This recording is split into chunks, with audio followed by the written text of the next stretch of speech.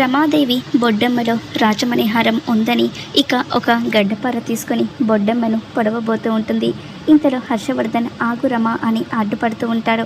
అలా చేయకూడదు అని చెప్తూ ఉంటే మీరేం మాట్లాడకండి, నేను ఈ బొడ్డెమ్మను పొడిచి అందులో ఉన్న రాజమణిహారం చూడాల్సిందే అని రమాదేవి అలానే గడ్డపారతో పొడవబోతూ ఉంటుంది.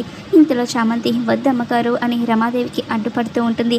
అలా చేయడం అపచారం, అలా చేస్తే మీకు ఈ కుటుంబానికి చాలా చెడు జరుగుతుంది అని చామంతి చేతులు జోడించి రమాదేవికి చెప్తూ ఉంటుంది. అయినా కానీ రమాదేవి విడకుండా ఏంటి నువ్వు నాకు చెప్పేది అని చామంతిని తోసేస్తూ ఉంటుంది. అలా తోసేసేసరికి చామంతి కింద పడబోతూ ఉంటుంది.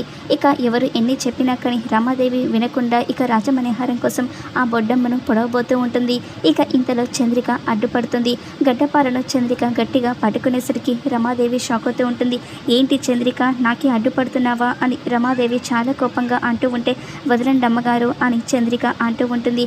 ఏయ్ ఏంటి అని చంద్రిక కళ్ళు పెద్దగా చేసి చూస్తూ ఉంటే చంద్రిక అంతకంటే పెద్దగా కళ్ళు ఎర్రగా చేసి రమాదేవి వైపు చూస్తూ ఉంటుంది. చెప్తున్నాను కదా వదలండి, ఇలా చేస్తే ఈ కుటుంబానికి చెడు జరుగుతుంది అని చంద్రిక గట్టిగా మాట్లాడేసరికి రమాదేవి షాక్ అయిపోతూ ఉంటుంది. ఇక చామంతి కూడా అత్త ఎప్పుడు కూడా ఎదురు తిరగదు, అలాంటిది ఇలా మాట్లాడుతుంది అని చామంతి కూడా చంద్రిక వైపు చూస్తూ అలా ఉండిపోతుంది. మరి ఇక ఏం జరుగుతుందో రాబోయే ఎపిసోడ్లో చూద్దాం.